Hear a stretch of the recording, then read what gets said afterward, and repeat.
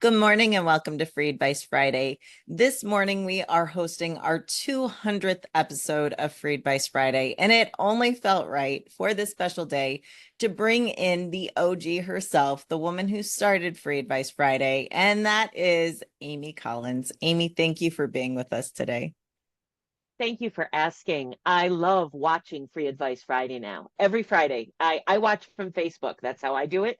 But I am such a fan, as you know, of yours and what you've managed to turn, not managed to turn. I mean, you turned Free Advice Friday into something so huge and helpful. Love it.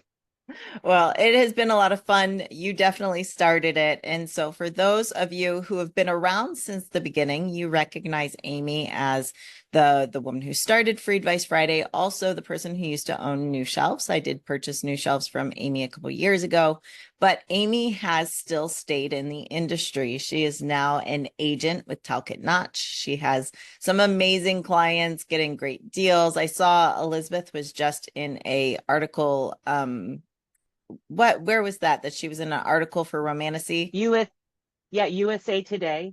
Yes. Yep. Yes, I saw Yeah. that. And Stacy was in People magazine. And I love my job. And we love that you are still in the industry. And many, many times I get asked, like, do you ever still talk to Amy? Amy and I still text every day and we meet at least once a week. So while you may have not seen Amy for a while, she and I are about sick of each other. We go on trips together and do all the fun things. We vacation together. Yeah. No, we still see each other. Our Exactly. husbands are friends. Yep, It's yep. true. We have like a group chat. My husband has like apparently great taste in music. Who knew? And so they're like sending music stuff together. It's hilarious. And so today we thought for the 200th episode, we'd bring Amy back to kind of talk about how things have changed. I mean, Free Advice Friday has been going on for, I think it's 5 years now, really Mhm. consistently. And so the market has changed a lot in those last 5 years. And that's kind of what we're going to talk about today is not only how the things we do have changed, but how the market has changed and how we kind of see it updating in the future. So Amy, 5 years ago, you were more in the indie space and you've transitioned into that traditional space. Um, what is one like very common thing or very like thread that you see, regardless of if you're indie traditional 5 years ago or now? Is there any one thing that stands out as just being very consistent in the industry? Not to be tongue in cheek, but inconsistency is the one consistent in our industry. And I hope everyone can hear me okay. If not, Keri will blame me, even though it won't be my fault. But in 2014, we started pivoting away from print books being held in warehouses and moved a lot. I mean, print on demand just was taking over.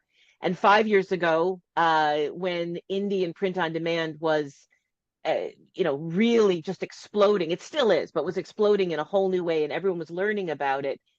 Whether your books are in a warehouse and you're distributing them yourself, or you're print on demand and you're indie publishing, or you've gotten a traditional publishing deal and you think you're set. Um, the one thing that the thread that's run through the last 30 years in the industry is that there's a feature of luck that has to take place. No matter how amazing your book is, or how terrific your cover is, or how hard you've worked to write, the key, whether you're traditionally published, indie published, hybrid, you need to every day, you need to be out there showing your book to other people. You need to be offering your book. You need to be drawing people to you and to your book, because unless you're doing that, when lightning strikes, it's going to strike somebody else. Someone's going to pick up your book. One person will pick up your book, love it, hand it to their sister-in-law, and it turns out that their sister-in-law is a spokesperson for People magazine, or has over 1 million followers on Instagram, and wants, you just don't know. And so you have to, no matter who you are, you have to be offering and talking about your book in a way that, is not too annoying. It's tough to say to people, but you're not done when you're writing. Yeah, it's all about luck. but they say that luck is what happens when preparation meets opportunity. So get it out there. Yeah, absolutely. And I think you touched on something, and I love that you have both Indian traditional background, because this does not matter. There's this misconception that if you get a traditionally published deal, if your book is with HarperCollins, that you don't have to market yourself or your book. And that is not true. While when you're indie publishing, you're very much doing it on your own. And you have some support opportunities if you have an agent or a publisher. But even if you're traditionally published, you've got to put yourself out there and market. What happens to authors who don't market themselves in the traditional space? Well, they don't get a second deal because then publishers, it's a small community in our industry, and publishers talk. And if they sign you, it's with the understanding that you're going to and that doesn't mean you have to have a huge social media following, but that you will be participating in social media. You will be reaching out to bloggers. You will be reaching out to podcasters. You will be putting yourself out there. And if you just throw up your hands and say, well, I'm done, there won't be a second deal. Your first book may or may not take off, but the chances are fewer. And I do want to clear up, I know we've got questions coming, but I do want to clear up that even as an agent, I still work in the indie self-published space.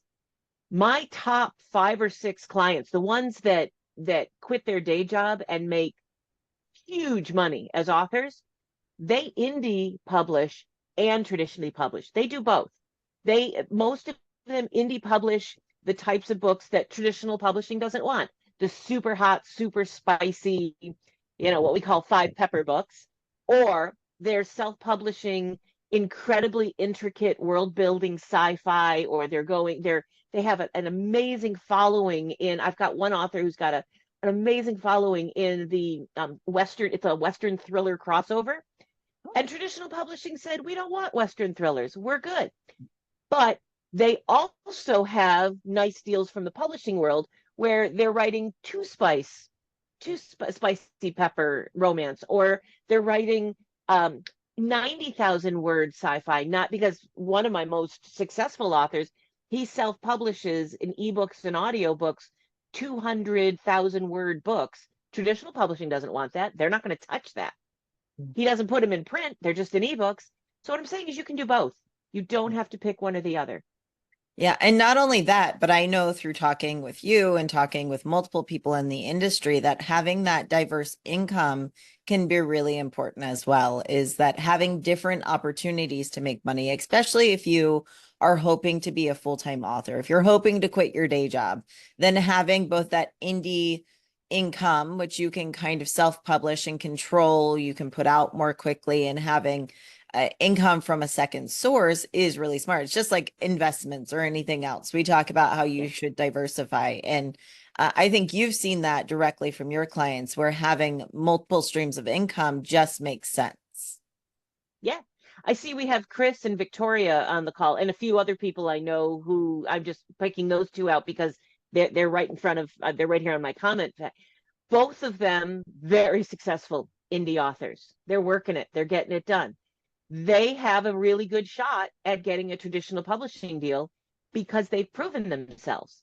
I mean, I see Chris's books. I see them out there. I see Victoria's books. She's crossing the woman is working it. I see her crossing my feed all the time. Traditional publishers would love, they love authors who have been out there doing that. And they can give them, my authors in particular, who started out indie published, they can't get into the bookstores quite as deeply. They can't get the book. They can get a book box deal, but they can't get the ones over in the UK that some of my publishers can.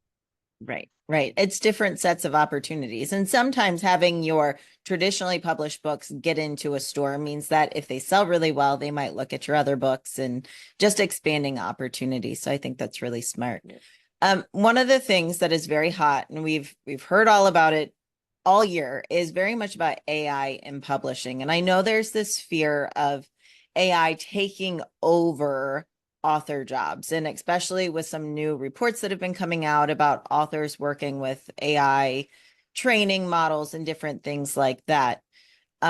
I personally don't think that AI will take over a human's job. The stories that come from people are so explicitly human, but I do think AI can help. But what's your take on being in the traditional space and talking to editors and publishers? What is your take on if AI will make it harder to publish or if it will take over publishing in the near future? My take is that I honestly don't know. I am suspicious that maybe AI 10 years from now will be writing all of the story. I don't know. I don't know. It's possible. I'm so sorry to say, especially that this is being recorded. Hi, world. Um, I just don't know. I know now that when I have said all this, I use AI through a feature called AutoCrit. I use ChatGPT sometimes for this reason. This is I don't use them for anything generative. I do not use them for anything generative. But when it comes, I mean, guys, Google is AI, just for the record. Amazon search engine, that's AI. So I use AutoCrit for editorial purposes to help find overused phrases. I use AutoCrit a lot, but I've changed all my settings so that it doesn't feed the training. I go into I pay for Chat GPT, so I have the option to not have them use any of my work. So I do use AI when it comes to writing a synopsis. Sometimes it's just easier. It gets me started, and I teach a class on writing synopsis. But I'm here to tell you, there are times when writing a particular document, I'll go on record and say not not stories, but AutoCrit for editing and ChatGPT for research, and for coming up with new titles that I may or may not know about. It's incredibly handy. So I find AI in the sense of a Google search or AutoCrit to be incredibly helpful. I think just like anything, like a gun that you would use to go hunting as opposed to for other purposes. I think using a toaster for your morning bagel as opposed to throwing it in the tub when your husband's annoying you. I think that tools can be used inappropriately. And I am very, very worried that AI will become a story generating tool that publishers may eventually use so that they don't need to pay authors as much. Here's how I think it might go, that they use AI, a publisher uses AI to come up with a plot line, and then they hire an author as a work for hire without royalties and pay them five, $6,000 just to write the story that AI came up with. It would be an amazing way for publishers to save a great deal of money. And I'm very nervous about that. I hate that idea. I'm fighting against it. I'm a member of the American Association of Literary Agents. I'm in the Authors Guild, two organizations that are working heavily to see that that doesn't happen. But I think it might. I have to be honest. I'm very nervous about it and I hate it a lot. But like a toaster, I think there are some things it's very useful for, Mm-hmm. Sure. but I don't know. Yeah, and I think that's kind of a smart take is that it might be somewhere in between. And I think that at the moment, though, the way that you have suggested using it, it's like a really, really, really good Google search when you are using Chat GPT. It just helps you get somewhere quicker, or like GPS that helps us go somewhere. I don't. Amy knows. I don't do directions. If you ask me where north is, I will say it's up because when I say never eat soggy waffles, that is Amy knows because I have we've traveled in directions and I'm like, I don't mind walking 10 more miles because I got us lost. Um, but I think that there are tools that can help us and I'll be watching it to see how AI does affect the market in the future. But I do see more and more publishers dabbling in the idea or using training models and different things like that. So we'll be watching that for sure.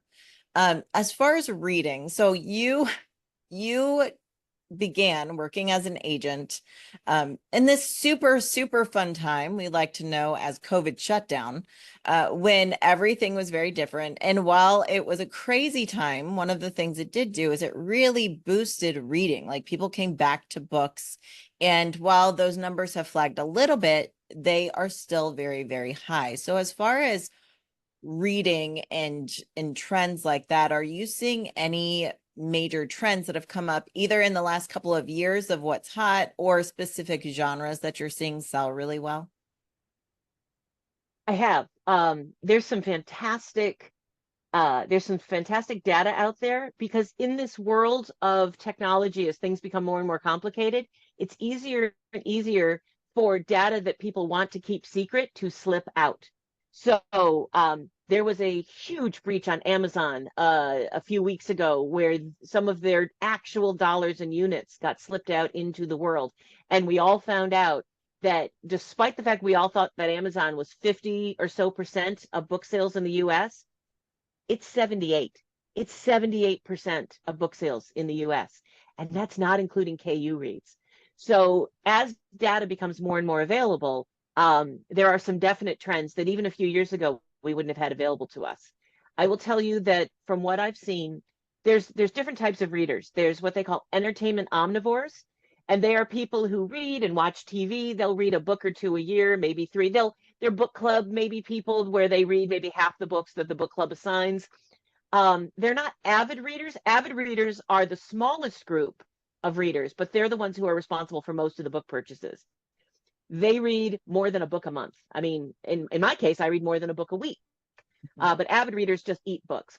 Entertainment omnivores love books and read them, but they also are watching movies and I mean, I do too, but they don't, their They're not main focused source in. of entertainment is not books.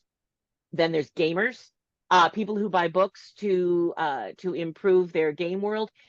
There's the prescriptive people who buy books to learn how to get divorced or not get divorced, or how to get away with dropping the toaster in your husband's bathtub, and how-to books. And the numbers have shifted dramatically since COVID, and the amount of readers, avid readers who eat books, have gone up more than half, more than 50%. They haven't doubled, but they've grown 50% on more than they were. And I'm an English major, so you don't want me doing math. But if there were 10 avid readers before, there's 15 now, is what I'm trying to say. A huge growth in avid readers. KU has been a huge part of Kindle Unlimited, has been a huge part of that. And at the same time, Amazon has stopped paying authors as much money for Kindle Unlimited pages because so many more people have come into the pool. And authors have found discrepancies in and problems in their payouts that were actually wrong. But they've also found that their KU money has gone down considerably because so many more people are piling in and so many more people are reading, and shorter books are becoming a thing. So with all of this, I'm incredibly heartened by what's happening in publishing. Print book sales are up, ebook sales are up, audiobooks exploding. I love audiobooks. And I couldn't be more excited about what's happening to the world of books, whether they're on paper or pixels or in your earbuds, they're still books. Right. Are for those avid readers, do we find that those avid readers are reading in specific genres or do they genre hop? Most of them are very specific to their genre. A fantasy reader, people go through phases. If you ask readers, and people have, I mean, there's been Goodreads puts out a lot of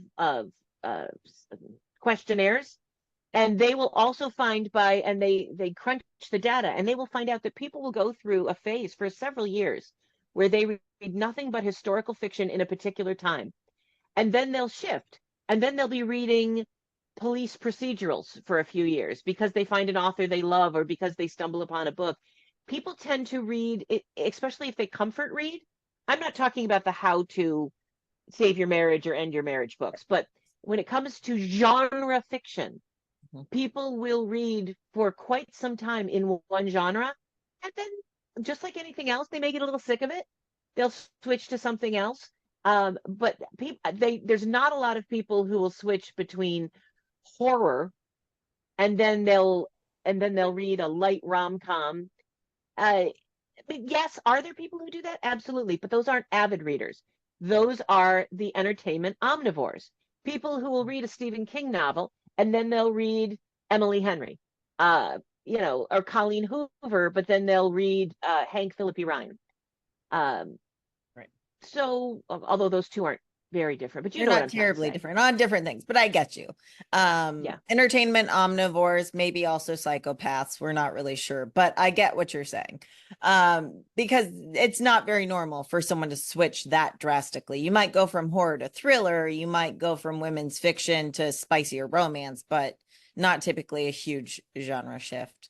Um, If you're an avid reader, I'm only talking about the avid readers. I want to be clear because they're the ones who answer most of the questionnaires. because they're on all the apps and the websites and everything. We Mhm. have a question from Bob asking about um, Barnes and Noble has announced that they're opening 50 new Barnes and Nobles this year. Now, let's keep in mind that this was after they closed many Barnes and Nobles in the 2020, 2021, and 2022. So in some cases, they're opening or reopening.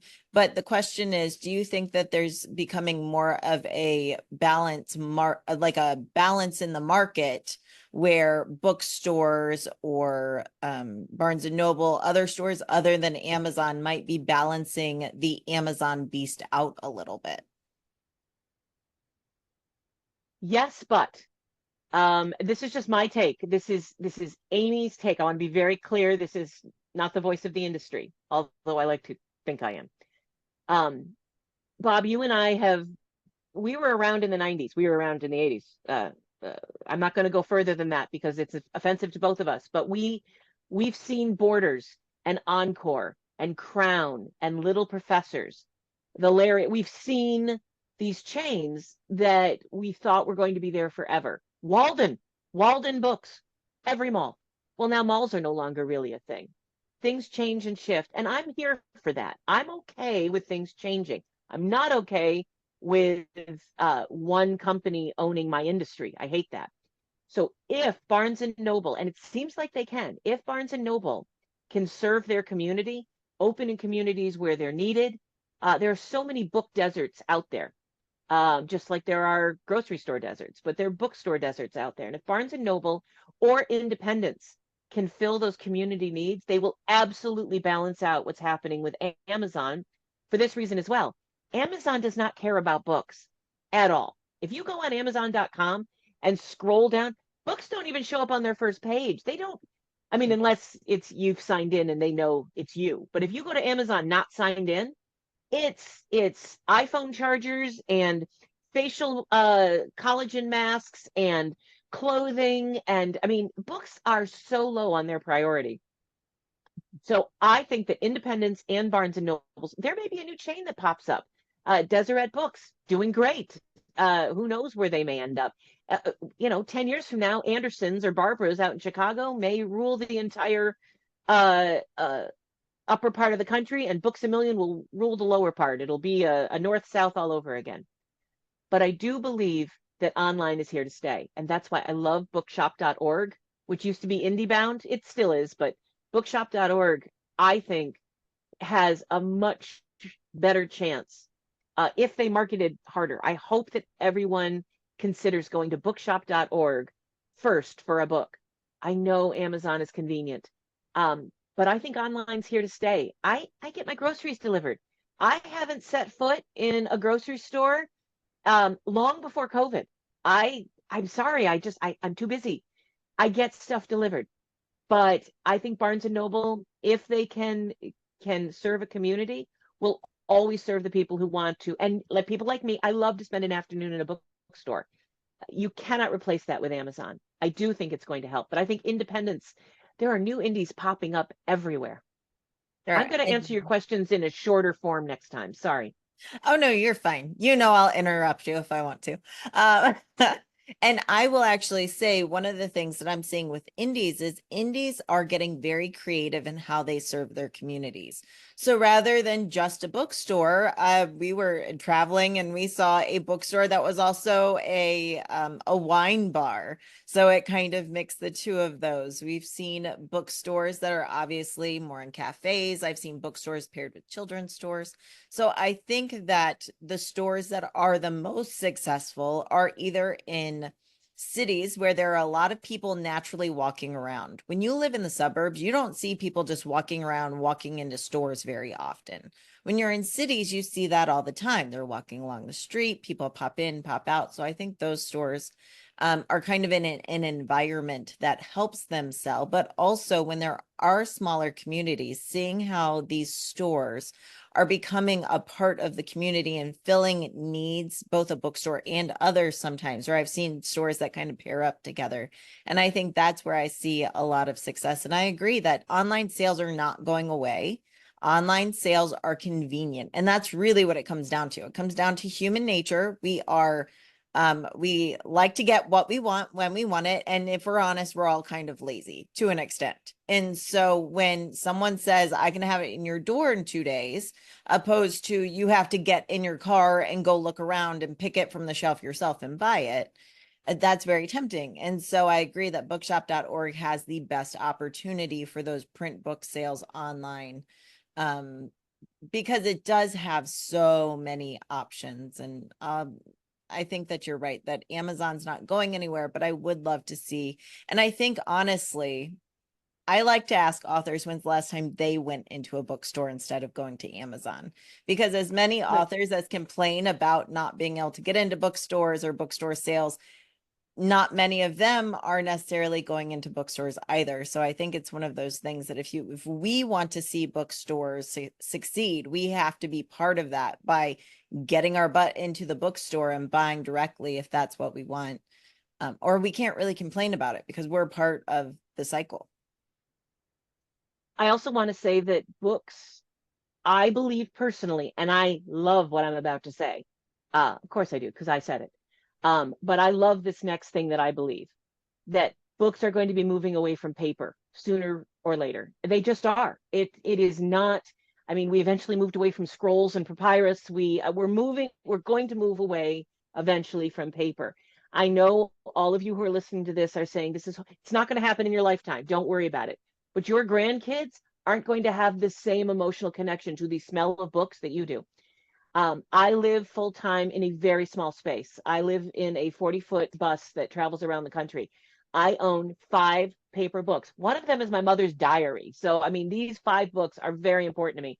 The other one is When Things Fall Apart by Pema Chodron. I mean, these are books that mean the world to me. And every other book I read, and I read several a week, are ebooks and audiobooks. They're electronic. And if you want to own an ebook or own an audiobook, then Amazon is not your answer. I I I do use Amazon for a lot of my ebooks and but I don't use them for any audiobooks. And I try not to use them for ebooks. I want to own the books. I want to own the files and own them myself. That's why I use other companies, because as we are thinking about the future, we need to remember that trees aren't going to always be here just to offer themselves up for, nor is rice or any of the other or recyclable. Trees are not the answer for our reading pleasure. And until they come up with a renewable source that is less damaging to our oxygen and our environment, I believe ebooks and audiobooks are definitely an answer for me personally, and my belief about the planet. And so keep that in mind as we're talking about Amazon, because right now they own audio and ebook, and it is very difficult. I have to take several steps to get those away from Amazon. Yes, it is definitely more of the market.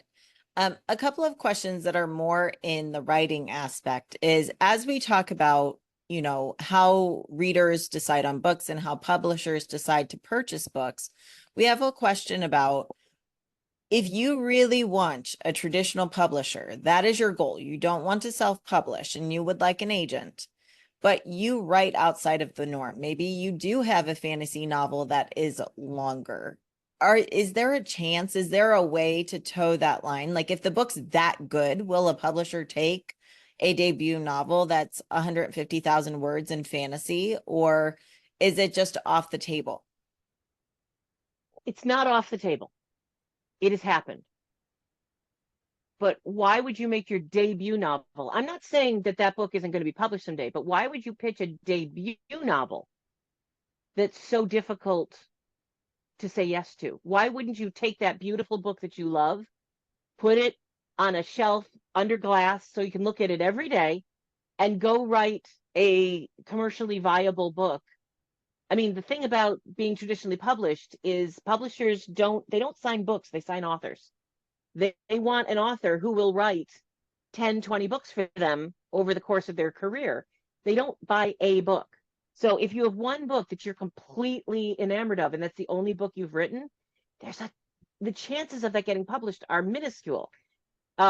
It's usually an author's second, third, or fourth book that their craft has improved. They have got it's tight enough. The pacing is improved.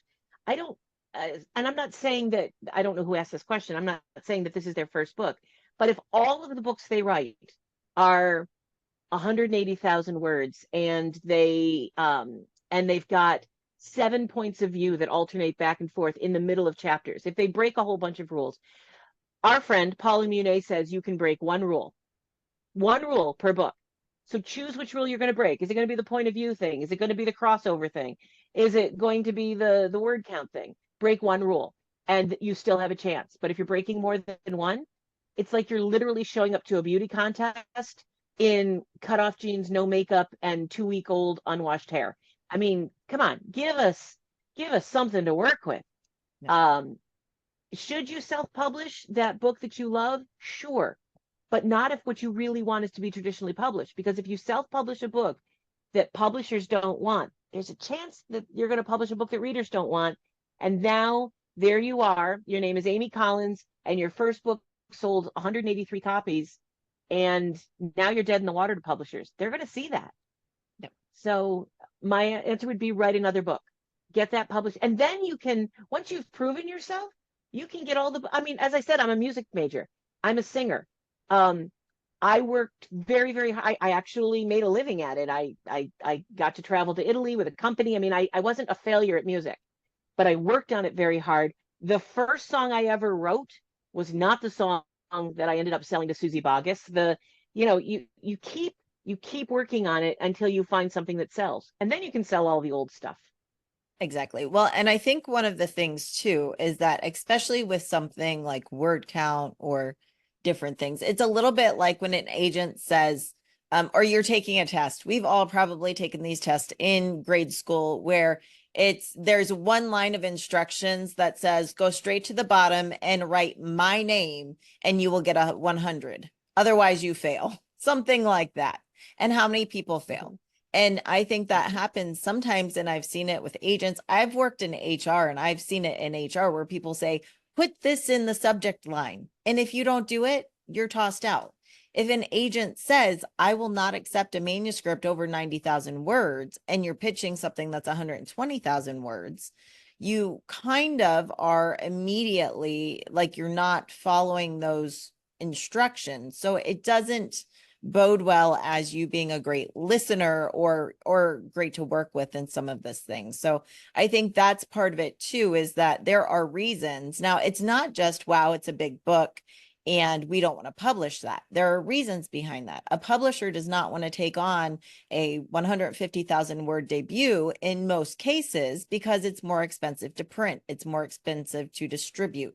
It's more expensive to get edited. It is more expensive to format. There are so many things that go into it that make it more of a risk for the publisher. So it's not always just the publisher just picked a random word count and said, we don't want that.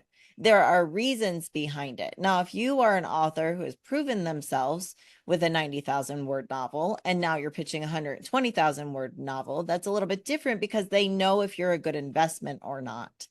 And sometimes, and I think we see that a kind of classic example is that when we look at Harry Potter, the first book was much smaller than the last book because the needs in the market were different. Would you agree with that it kind of does, it's Yeah, proving yourself in an investment? absolutely. Absolutely. Yeah. Perfect. Ah, you've got a lot of questions in the Q&A and in the chat. My head is spinning. I love this. I know we're a lively group. Another question that kind of has to do with this is from Victoria. If romance books are only 11% of audiobook sales, how can a historical romance novelist make a profit? Any thoughts on that? Romance books, Yes, romance books and romance authors in my experience, and I focus on romance. That's one of my key genres. There are apps. Hold on, I've got them on my phone. Tons of apps. Um, of course, Pocket FM is one. There's tons of them. There are apps where romance authors can upload their stories chapter by chapter, audio and ebook, and people use points or coins to read each chapter. If audio is really important to you, there are audio Realm FM is another one. Realm FM is a great one. There are audio companies out there that you can get your romance book. Romance readers, for the most part, use these apps, use these subscription apps, and you'll lots of times you'll see an ad in Facebook. There'll be a werewolf alpha and whatever, and you click on it. But Vicky, I can totally hook you up with audio apps for romance. And when it comes to audio as a self-published author, your books are successful enough that if I were your friend, and I am, um, I will give you, you can pitch your book to audio companies. Podium, Tantor, these companies are buying indie authors' books as long as you've proven yourself by selling enough books. And some of you I think have. I won't know till I see your numbers. But if you've sold a couple thousand copies of your book in an ebook, or if you have over 1 million KU page reads for your series, you can contact Podium or Tantor or Recorded Books, Dreamscape. They are buying indie authors and just buying the audio and doing it for you all the time. It's a done deal. So how can you make a profit? Sell your rights to someone else.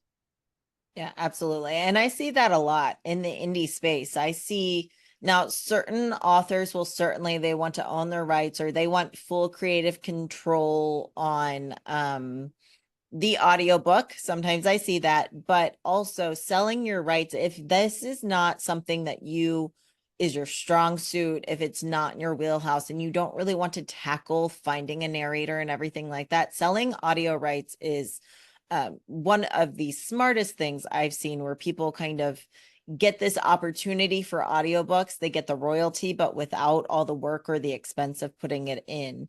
And so if someone is looking for audiobook rights only, Amy, do they pitch that themselves? Do they find a agent? What's your best advice for an indie author trying to get audio or foreign Pitch rights?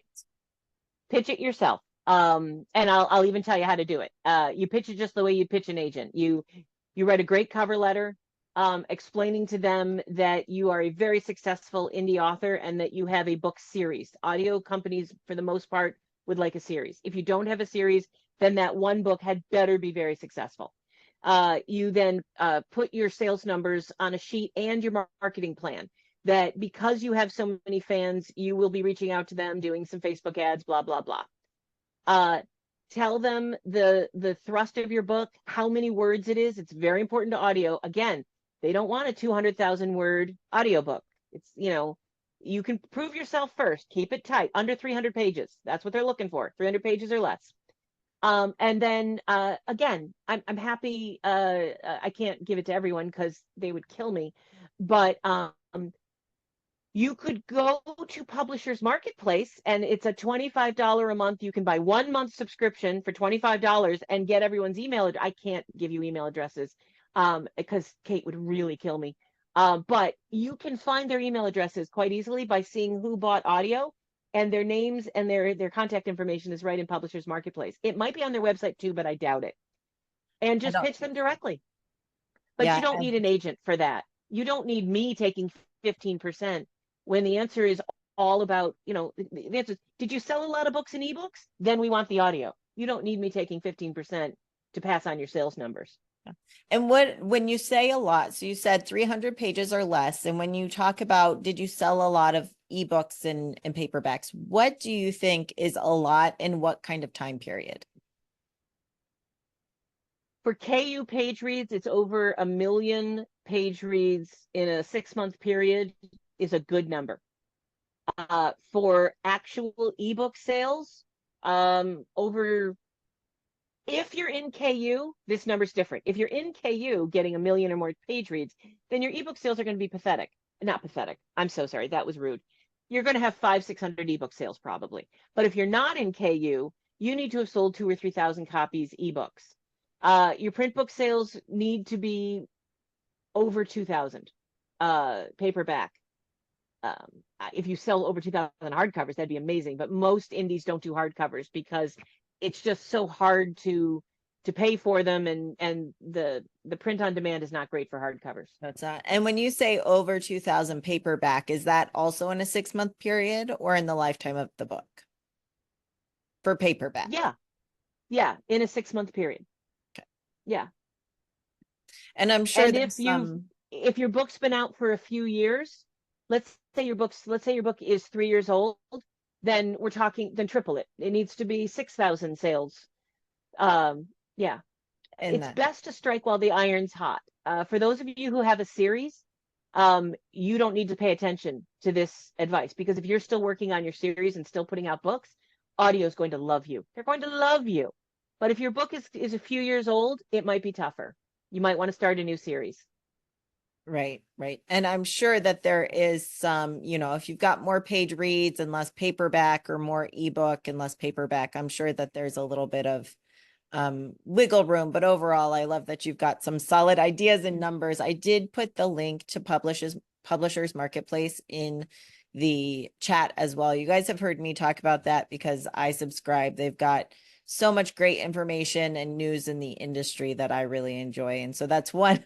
Yeah, I am a newsletter junkie, and that is one of my favorites. And so I love that kind of tip there. A question from Annette here is actually about hardcovers, which you were just mentioning. Amazon is taking 3 weeks to ship my hardcover with Dust Jacket books to buyers through third-party sellers. Is there a way around the long shipping delay, or is it best to send inventory to my Amazon Seller Central account? Well, if you are using print on demand for hardcovers, it will take longer for those to be shipped out. So if you want to control how quickly those get sent out, the best way is to work directly with Amazon to either have copies stocked in their warehouse or through a Seller Central, or Advantage accounts are coming back as well. So that's pretty much the only way to control the timing of those shipments. Otherwise, it is longer because, as Amy pointed out, print on demand hardcovers are just a whole different beast.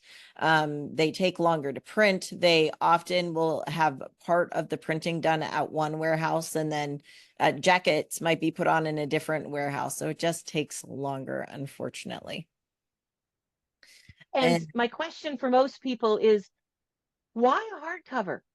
I mean, I understand back in the 70s when paperbacks and glue and everything uh, weren't as good as they are now. But now paperbacks actually are higher quality than most hardcovers, unless you want a cookbook that's got a hardcover for display purposes. But why are you self-publishing a book for display purposes? I mean, cookbooks are more usable as lay flat paperbacks, and you can get those now print on demand. I don't mean to be weird, but why a hardcover? Annette, I'm not jumping on you. I'm not. I promise. I know it sounds like it, and I'm so sorry. But my question, why hardcovers? I don't see. I'd love to be educated. I know that there's a reason why hardcovers are still a thing. I don't get it for me. right.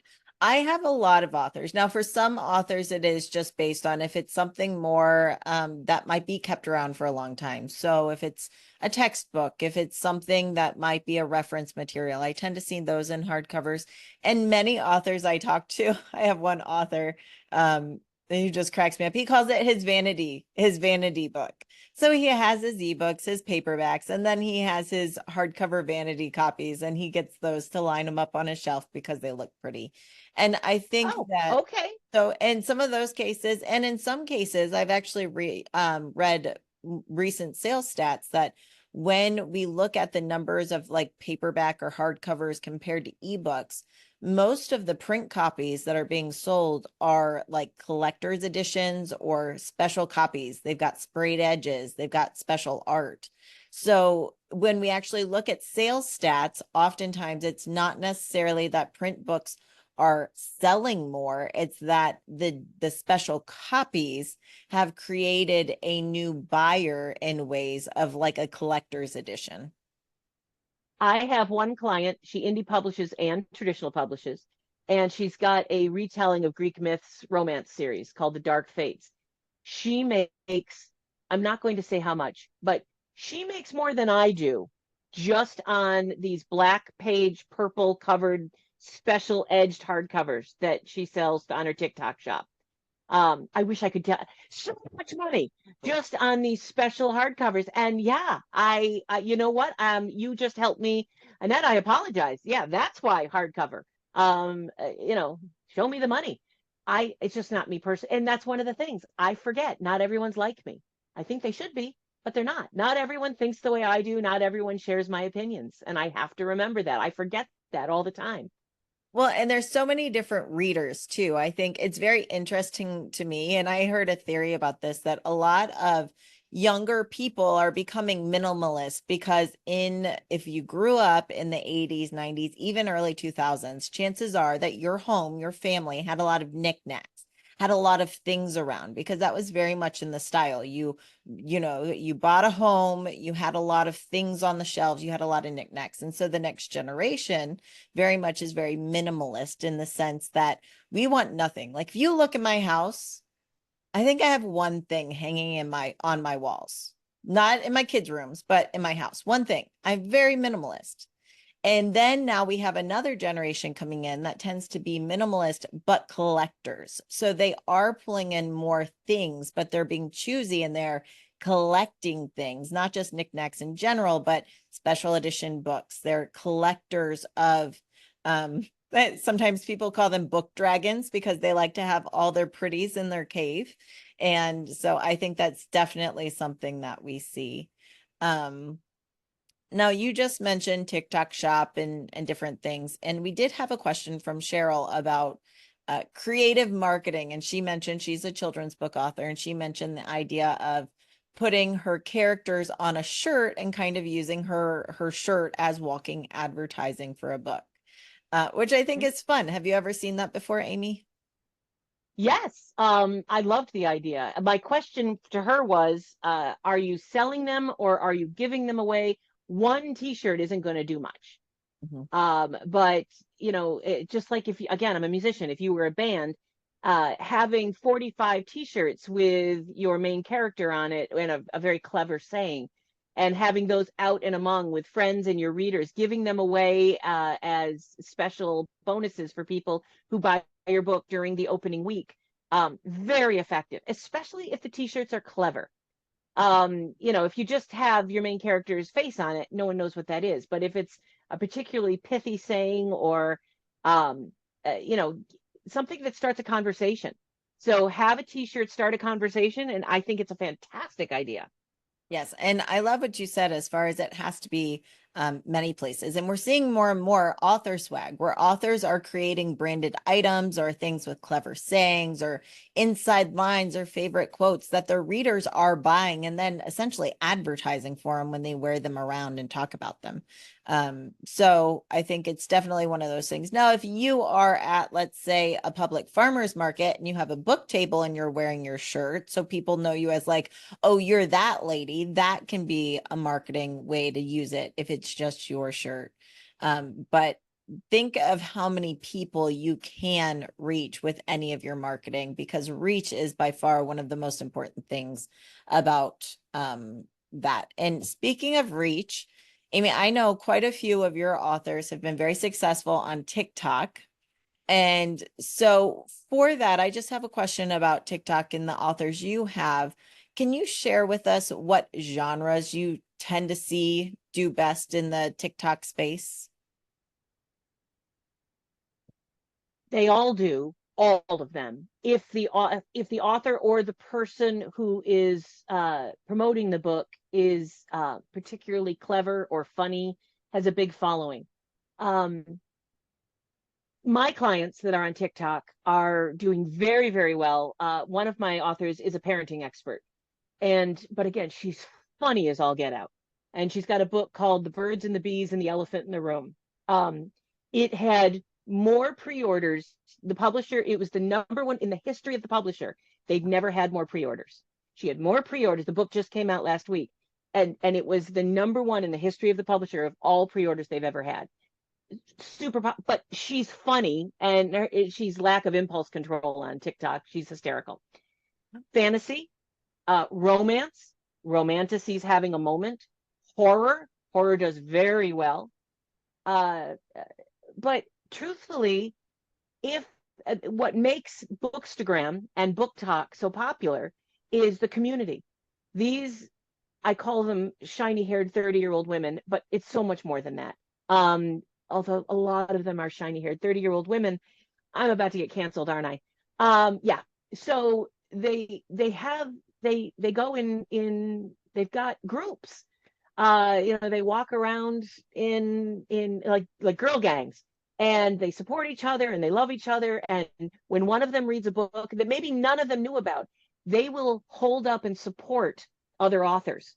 Elizabeth Stevens, an author, she is actively out there supporting other Black female authors because it's very, very tough on Book Talk.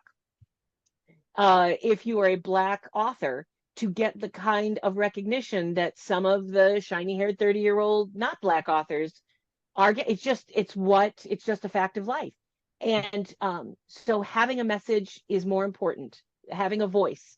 And if your voice on TikTok or Instagram matches your voice in your book, you're going to be successful. Yes, romanticy. Yes, fantasy. Yes, romance. Yes, horror. Um, uh, and a lot of nonfiction books. There are a lot of pundits out there that are selling a ton of books about what's happening in the world right now, and politics and parenting, and inspirational books, because they're so good on TikTok or Instagram. Mhm. And for those who saying, can you define a big following? 800,000 or more. It used to be 600,000 is what publishers want, and 600,000 followers or more. That's combined TikTok and Instagram. Still very good. I would totally consider you having a good following, but a great following over 800,000. Yeah. Yeah. And my clients, I like them to have over 1 million. Although not, lack of impulse control does. Stacy McEwen, which is Stace Bookspace, she doesn't have anywhere near that many followers, but she's so funny and her followers are so Loyal. rabid. Yeah, they're loyal. Yeah. And actually I think it's funny you called them shiny haired 30-year-olds. So the biggest, if we break down TikTok, the biggest audience there is females or female identifying people between the ages of 18 and 24, which is closely followed by females from 24 to 35. So a lot of readership is female identifying between 18 and 35. And so it makes sense that that is also what would do well there. One question. I'm so sorry to Yeah, no, interrupt. go. I'll stay late. I'm so sorry to interrupt. One of the things that I want everyone to keep in mind is that I'm 50, I'm going to be 57 this week. I'm old. And I see myself as a shiny haired 30-year-old. So keep in mind that when you're on Book Talk and Instagram and I talk about the shiny haired 30-year-olds, those of us who are of a certain age, we don't identify as that age. We think of ourselves as 35. We think it, so keep in mind that a lot of the people who are scrolling at 2 a.m. are not the 35-year-olds. They are much older and they have more purchasing power than you'd think.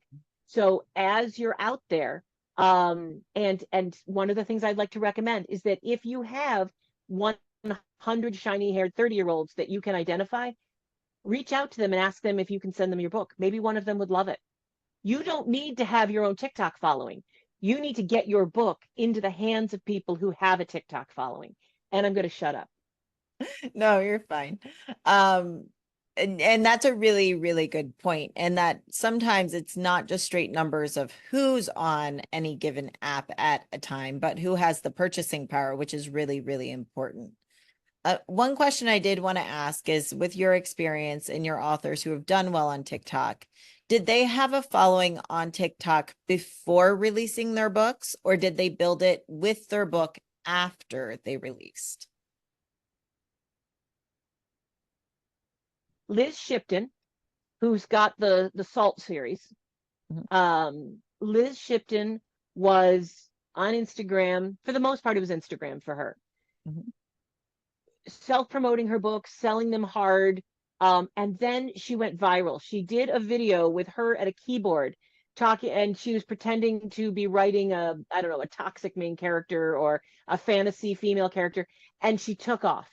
And now she is incredible. So for her, she was promoting her books and then she was doing these videos, and it was hand in hand. And one of her videos took off, and now she's incredibly popular on TikTok and Instagram. But everyone else, and that's Stacy and Rachel, Devry, um, Elizabeth, they were on social media before I found them on social media, and then they got traditional deals, or they were selling their indie published books, and they had a shtick. I hate to call it a shtick, but it was more.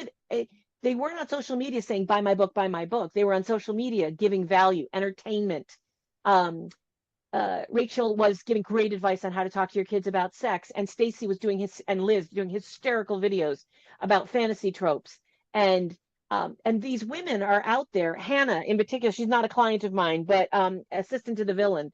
Hannah Nicole, she was out there doing the assistant to the villain skits before she did the book. So you need a voice on TikTok. The book comes after in most cases. Yeah. Well, and I think that you just nailed what we've said for years and years. I mean, I heard it from you before I started saying it, is that you don't just go and just sell, sell, sell. You have to build a community. You have to offer value. When you're on an online space or you're on social media, it has to be balanced with building a community and then bringing your product in. You can't just shove your product down people's throats nonstop. No one wants to follow that. And so it's really Yeah. important. And I do think now to your point, that shtick, or you find that one thing that really works. I personally have a opinion that the reason why that works so well is number one, because then people know what to expect from you. But number two, because these apps are so algorithm driven. And when it's algorithm driven, delivering content that will hit the same market again and again and again is really important. Not the same content, but the same market. And so thinking when people, it's kind of like genre hopping. It's hard to genre hop and sell books. If you're on social media and you're going from fantasy to horror to historical, that's hard unless you're really focusing just on the book community at large. But so finding your place. Finding your place on social media is different than finding your community on social media. If you're going to go after social media as a way to get 1 million followers and sell 3 million books, that is a full-time job. It is a full-time job. That is 40 or 50 hours a week. Talk to Devry. She is exhausted sometimes, to the point that she just took a couple month break, and everyone's like, where is she? She was exhausted. It is a full-time job. It is far more beneficial to get your books into the hands of people who already have that following. I'm going to repeat that again. You don't need your own TikTok stardom. You need to get your book into the hands of TikTok stars. Now, do you need to be on social media developing community? Absolutely. But that's not what TikTok is for. TikTok is for when you can't sleep at 2 a.m. and you're watching hoof trimming videos or bad haircuts, or one of the many things that I like to scroll on. Um, but Facebook, Instagram, that's where you build community. And that's not a full-time job, but that's so necessary.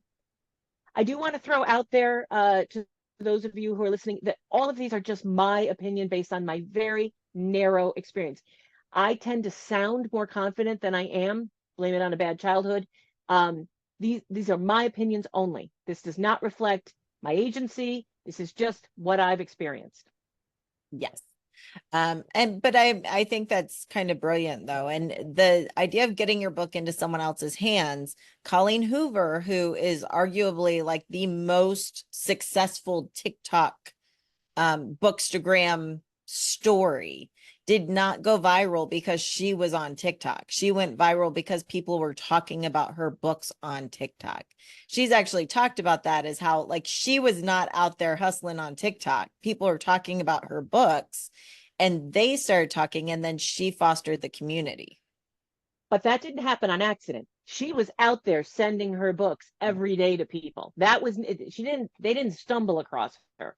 That was a very concerted effort that took her months and months and months. I believe over a year of just getting it out there. So Yeah. maybe years. So that Yeah. didn't just happen. There are, well, and this just kind of brings us back full circle to what you said in the beginning, as far as what's the same in publishing from when Free Advice Friday started 200 episodes ago and now, is that it's a little bit of magic or fairy dust or luck, whatever you want to call it, is that you have to do the work, you have to be out there, but there also has to be a little bit of magic or something that just opportunity that falls. But if you're not marketing, if you're not doing the work, then when opportunity is near you, and lightning's going to strike someone else. And so I think that kind of just brings us back to um, writing is fun and it's an art, but it's also something that you have to work at, no matter if you're indie, if you're traditional, if you're successful already, or if you're still building, is that you've got to work at it every day, because um, luck comes to those who look for it and who work for it. If it's okay with you, Keri, I'd like to drop my website in the chat if that's all right. Yeah, I would All love you right. to. And for Guys, I run a nonprofit called agentshelpingauthors.com. 100% of the profits, all of it, goes to helping authors who can't afford to take writing classes or go to writing conferences. And I teach classes lots of Saturdays and a few Tuesdays on how to write a plot synopsis, how to write a query letter, what agents actually do.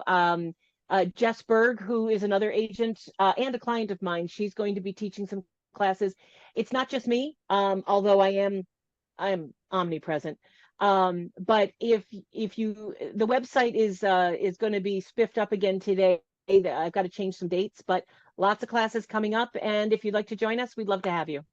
Absolutely. And it's a great program. And you guys know Jess. Jess was a guest here talking about editorial, um, or I'm sorry, she was talking about editing and editorial stuff a couple weeks ago. So you guys know Jess as well. And the Agents Helping Authors is great. Amy really puts on great classes, as we know, but she also brings together a lot of great talent from different places to share a lot. So Amy, thank you for being here. Thank you for joining us and just kind of celebrating 200 episodes of Free Advice Friday, and also how the market has changed, but is also the same over the past couple of years. It's always fun to have you on. Congratulations, Keri. 200 episodes and years of success of new shelves. I'm so happy for you. Well, as my kids would say, you are the GOAT, the greatest of all time, and you certainly started it all. So thank you for being here. Everyone who's been on the call with us, thank you for joining us. We will be back next week. Well, Amy won't, but I will be next week, same I'll time. be on Facebook watching you.